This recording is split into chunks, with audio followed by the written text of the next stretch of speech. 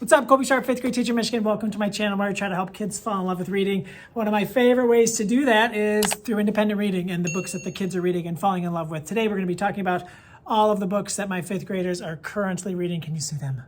I can see some of them. And we'll just talk about them a little bit, and you'll let me know down in the comments, please, as we're watching this, the books that your students are currently reading. First up is Wink. I think our kids are doing a book club with our librarian on Wink, so you have a couple kids reading it, you will see. But first up is Wink. The kids are really liking it. Our librarian loved it and did an amazing book talk on this book. Next up is The Cursed Child. I'm not really into the world of Harry Potter, but one of my readers is. She's a huge fan. She's been reading a lot of like the spin-offs, I guess is what you would call them. She's super into it. So Cursed Child, another kid reading Wink, kid reading Hugo. Our 4th grade teacher used to read this, but she wasn't a 4th grade teacher last year. She was a specials teacher teaching STEM. She's back to teaching 4th grade this year. So usually like all of my kids like have loved this book, but my kids hadn't this year because she wasn't a 4th grade teacher last year and didn't read this to them. So it's really fun to see a kid falling in love with this, and he's already like trying to get other kids to read it when he's done. He's so close. Forge, this kid read the first book in this series, Chains, at the beginning of the year, and now he's reading Forge, and then he said he's going to read Ashes after it. Anytime a kid is reading Laurie Halse Anderson's books, makes my heart happy. Amazing, amazing, amazing. Next up is Shelter. I have not read this book. This book was checked out from our school library, and it looks pretty cool. If you don't have a house, can you ever feel at home? So I don't really know much about this one, so sorry I can't tell you more. If you've read it, let me know if it's any good. Next up, of course, Out of My Heart. This book has been making its rounds around the classroom since it came out. Right before this book came out, we read Out of My Mind, Sharon's amazing book. And so many of my readers are choosing to spend some more time with Melody, which makes my heart so happy. Next up, Big Nate. Hard to find an upper elementary classroom where a Big Nate book isn't being read at some point during the year. Silent but Deadly.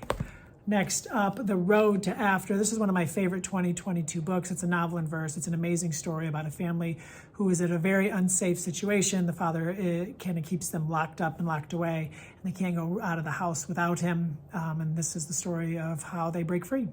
And the mother and the 2 kids leave and try to get a fresh, safe, healthy start. I love this book. So good. Operation Do-Over, Gordon Corman's 99th book. It is just vintage Gordon Corman, an amazing tale told mostly in the middle school, and just this, it's fantastic. Sorry, I can't talk.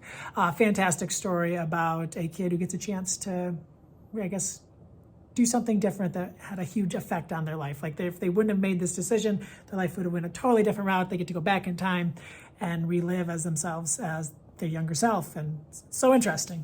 Next up, Barbara O'Connor's Wish. It's easy to see why this book is consistently on the New York Times paperback middle grade bestseller list. It's just a book that kids get. They get Barbara O'Connor. I read her book, Greetings from Nowhere, and we've had many kids read Wish since then, and also How to Steal a Dog. Barbara O'Connor, middle grade masterpiece. Who is Kobe Bryant? What else is there to say? Kids, I challenge them to each read 2 or 3 biographies a year, and this is maybe the most popular one this year. Kids love Kobe. Next up, I Survived. I just picked up all the nonfiction ones. I didn't have those in our class library, and True Stories, Tornado Tear. Fun to see that. My Life as a Meme. I love this series. I haven't got a lot of kids to read it this year, so hopefully this kid reading it will help this book to spread around the room. That would make me so happy. Totally Random Questions. Have you seen this? I think I talked about it in one of these videos not too long ago. How many species of gorillas are there? Then there's multiple choices, and then it talks about it. So many fun. How many lightning bolts strike Earth each day? Kids will always love facts. These books terrify me. The kids are really into them. I need to get them for our class library. We only have them in our school library, I like to say, because I'm too scared to have them in here. And they all get excited when they go to the library. So that's kind of fun. Next up, Adventure Game Comics, Leviathan. You probably remember Jason, I think it's Shiga's Meanwhile, the book that won all those awards. This is a choose your own adventure graphic novel. I can't even imagine the work that went into creating this. It blows my mind to read it. We just got it. This is an advanced copy. It is an August of 2022 book, but the kids are super into it. Melly Bean and the Wicked Wizard. I don't have this book in my classroom. I haven't even heard of it, but a kid got it today when we went to the school library. And the art, he was showing it to me. I thought it looked really cool. Let me know if you've read it. This is actually the book that we're reading aloud as a class. Varsha Bajaj, Thirst, so good. Such a great read aloud. highly recommended, July 2022. My Life Begins. This girl loved The Poet's Dog, Patricia's book. And when Patricia passed away a couple of weeks ago, I told her, she was very sad. And this is her next book that is about to come out in August. And so I, of course, handed it to her, and I'm going to read it when she's done. We've lost so many great creators this year. It's been tough.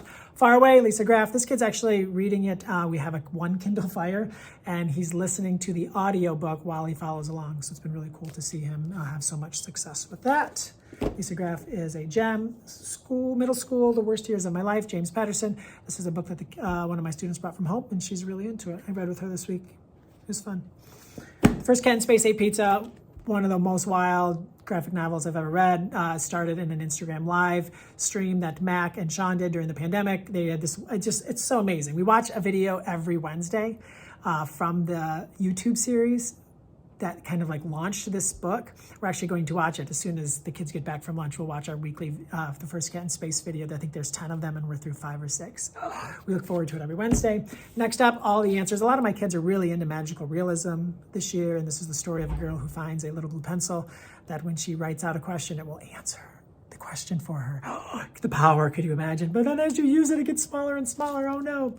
Really, really good. And Refugee. Yes. Alan Gratz's Ground Zero has been really popular in my class. His latest one, the 9/11, a book that looks at 9/11, and then another story related to that tragic event in September of 2001. And it's fun to see some kids picking up Alan's other books, Refugee. So those are the books my students are reading. Thank you so much for tuning in. I would love to know what your students are reading. Let me know down in the comments. My name is Colby Sharp. Thanks for tuning in. Hope you have an awesome-tastic